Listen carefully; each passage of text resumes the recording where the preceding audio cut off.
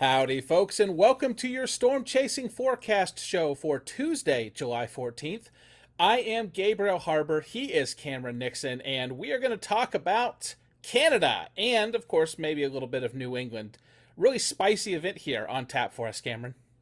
Yeah, I agree. I agree. You can see we just got the sliver here into the states here, but we do have a 5% SIG, a single hatch, and that leaves us to wonder what is happening here west, north of the international border. So that's what we're going to talk about today. I'm sure there's a plethora of people targeting northern Vermont, northwest Maine. If you're one of those people, I hope you get something out of this. Otherwise, if you're not one of those people, I definitely think this is worthy of some good conversation. So I think this could actually be a rather potent, as Gabe and I were just talking about. Yeah. So Aloft, yeah, you see this really northward ring of fire pattern, right? We were talking about ring of fire a couple sessions ago, and this is the pattern that's going to dominate throughout most of the day, except this jet stream is well up north into Canada. And if you look at our 700 millibar pattern too, if I could talk, you got some kind of impulses strolling through, maybe even some semblance of a wave here that might be associated with a surface cold front, which we will show in a few. Temperature pressure wise, see a sprawling kind of high pressure over the Midwest, but you do see some strong kind of gradient flow, right? The stronger our pressure gradient is from this low way up here in kind of the Northeast Canada region and this high here, this is going to induce some pretty strong surface flow. So while there's not really dramatic looking low pressure system here, there's tons of low level surface flow. And you can even see maybe some deepening low pressure toward the end of the day. But you could see behind this, actually not really a cold front, just a really diffuse boundary here. And I reckon this might actually be a Pacific front. If you look at our dew points, we can generally see just a very rich, dew point rich air mass. And the boundary between these really high dew points and lower dew points is really diffuse. And this is actually a classic kind of Pacific front kind of feature. And so this just being said that there's, in these kind of scenarios, there's much of a stronger kind of surface wind shift than there is an actual temperature and moisture gradient. So I definitely think that could serve as a plus for storms. And so the reason for this is that you're going to stockpile a lot of CAPE east of that boundary. However, you're not going to be very strongly forced with that kind of gradient there. It's not like you have a surging cold front here. And I could show our shear vectors, and they've generally been modeled to be perpendicular to that initiating boundary. Really at that classic 45 degrees to 90 degrees perpendicular. So what I think the setup has going for it, just in summary, is that you have pretty strong near surface forcing and convergence, but you don't have kind of this cold front. You have more so just a gradual boundary and dew points. A couple of questions about that, just because it's such a unique area of the country when it comes to talking about severe weather setups. Yeah. With a diffuse boundary like that, do you still have the opportunity for something to spin up and latch onto that boundary, so to speak, or will those shear vectors keep anything from riding or zippering along a boundary, and it's more once something goes up, it's not really held in place there, it's just going to move off? Yeah, that's a really interesting question because I actually noticed, spoiler, some of the cams seem to show convection just looking really tied to that boundary. And there might be a few potential reasons for this. One of them being the boundary is moving southward along with storm motion. So if you do have a storm kind of anchored to that boundary, the boundary is going to move with the storm. So that's going to keep that storm near the boundary for a longer period of time. Another potential reason for that, and I'm going to see if I can pluck sounding that can support this. This looks a little bit contaminated moisture wise. Let me try a kind of NAM sounding, see if we get that drier air aloft the NAM likes to show. Yeah, and this kind of goes deeper into some concepts that I actually just chatted about in my SKUT presentation. And that's a signal that I've seen is that all of the moisture and instability is very low. the skin layer low level moisture. And above this, lots of dry air and inhibition for any rising parcel. So it's actually possible that you only get storms right along that boundary and they stay kind of anchored to that boundary because of all this dry air aloft. They simply can't move off.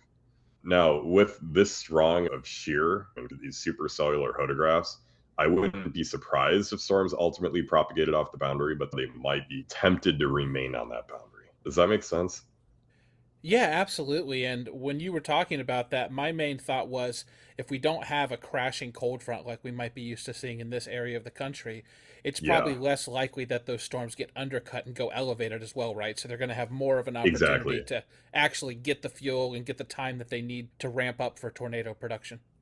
Exactly. So I'm going to even show a NAM 3 kilometer. I know these might be a little bit upper echelon on these dew points, but I think it'll better show kind of what we're dealing with surface forcing wise. I mean, you do see a rather strong convergent signature here. There's definitely some kind of boundary here.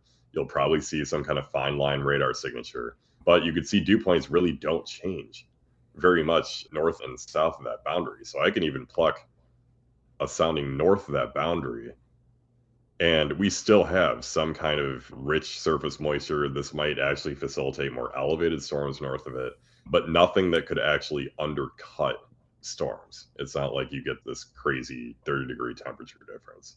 Being so close to a large body of water, the Atlantic Ocean, can any sort of breeze or air mass coming in off of the ocean actually intermingle with this setup and affect it in any way? Ooh, really good question. I would think because all of our low level trajectories are from the west here and not the south, I would think that this body of water really doesn't have an effect. In fact, I think we're probably getting a lot of our dews from the Midwest and remnant evapotranspiration out here. Cord sweat! Yes, it wasn't going to say it, but yeah. So I actually think that's one of the reasons why we're getting such stupidly high dews, or at least the potential for those high dews. The Chaser Academy is the best deal in storm chasing, and it costs less than a combo meal at McDonald's. Unlock instant access to exclusive storm chasing presentations, participate in live group coaching sessions, and get answers to all of your questions in the unlimited Q&A chat. Whether you're a beginner, a veteran, or somewhere in between, our expert coaches will help you take your storm chasing experience to the next level. Click the join button below this video or on our profile page and enroll in the Chaser Academy right now. And then last thing before you go over to the cams, Cam versus Yep. Cams, everybody's Amber's favorite cams. segment on the show, is I think there's probably a lot of people that might be watching this show because I put New England or something like it in the title, and they might not be used to severe weather in that area of the country. So what Yeah. would be your best advice to somebody who wanted to go out and take a look at a storm? Maybe they're in a heavily forested area, maybe it's not something they're super used to. Yeah, definitely play it safe. This is folks from the Northeast. You're probably used to more marginal setups. I hate to say it. Tornadoes are very rarely a possibility.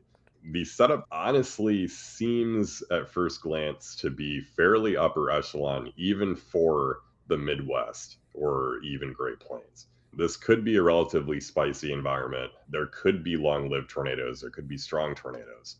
So definitely play it safe. I wish I could give a crash course on chasing the Northeast, but alas, I'm not a Northeast storm chaser. But probably find your highest point, a mountain or a perch, maybe somewhere with no trees, and just kind of see what you can see. And just remember as well, when you're surrounded by trees, our COO, my girlfriend, Melissa, she actually used to live up in that area, and you can't see anything once you're in the thick of it. So just make Yeah. sure you have a way to get warnings. I know there's a lot of areas out there that don't have very good cell service. So if you have a weather radio, or maybe if you don't have one, run down to Walmart and grab one or whatever. Just have a way to make sure you can get information throughout the day. That's one of the biggest things that people want to keep in mind up there. Yep. All right, on to Cam versus Cams. Tell us what we're looking at, my friend. Canvas cam. So I think one of the first things that we should be looking at is the difference in dew points amongst the cams, just so we could see how out to lunch the NAM really is. And if we switch over to her, you can see our dews are a lot lower, but still fairly high. We're talking upper 60s, even low 70s. So if I pluck a sounding with probably the least enthusiastic her here, we still have a very good looking low level thermo profile, fairly high low level cape too, if you kind of get rid of this little thing. and strong shear. So even this would probably foster some sort of tornado threat, maybe a fairly large hail threat as well. And this is probably our least enthusiastic model. Maybe I go a little bit more toward the later afternoon hours. And you see still is potential for low to mid 70s dew points. So this is pretty ridiculous, even with the HER. So I guess I need to reiterate that this is a upper echelon environment, just period. I think this could yield some very long-lived and long-track supercells with tornado potential.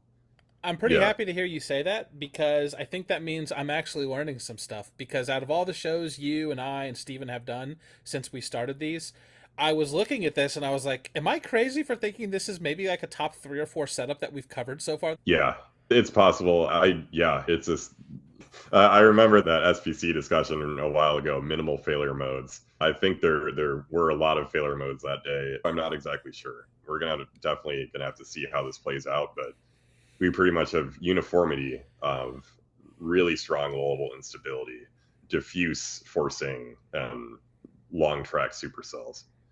So really interesting. And the RFS is also pretty high on SSL model. So we're all pretty much doing, even the FE3.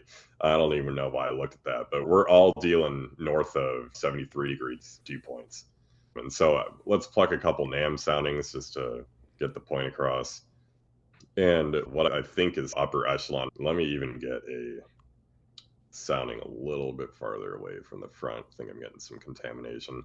Yeah, it just is how robust this low-level buoyancy could be in spots. We're dealing with a near surface base cape of over 200, and our hodograph, right? If we have any semblance of strong low-level flow, as we talked about with that strong pressure gradient wind, we're going to get some very strong low-level streamwise vorticity.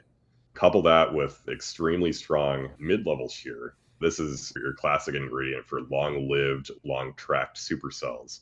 And you could have long-track tornadoes from this kind of environment. It's actually ridiculous. But I'll try not to get too excited, because I'm sure there's potential failure modes, storms moving off of fronts, potentially too much convection, potentially not enough. I just think these are going to be things that we don't really know about. So we can look at various cams and how they depict the environment here. See, HER has multiple long track supercells. You see this kind of pattern, and this is something that I've researched, where maybe you have an initial supercell moving off the boundary, and then you have a couple other supercells behind it. Maybe these serve as potential nudgers or rear flank convection that assist that supercell, but these might not do too much good on their own.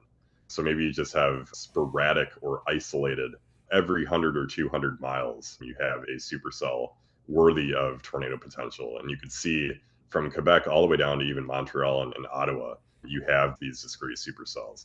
Now, if some kind of evolution happened like this, where you squall out just a little bit more, obviously this would not be as good for long track tornado potential, but still perhaps long track hail potential with this kind of evolution.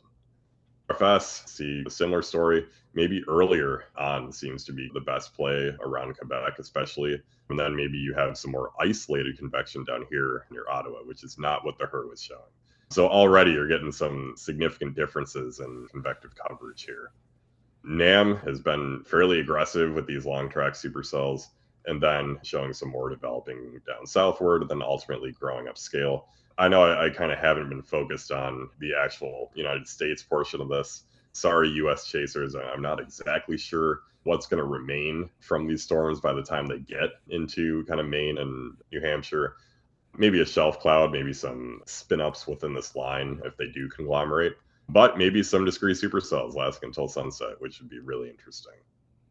But convective mode is pretty much unanimous across cams, like some semblance of discrete supercells growing upscale into lines, but still keeping their integrity when there being multiple long-tracked U8 swaths. Remember to check out those links in the description below, and then watch another video.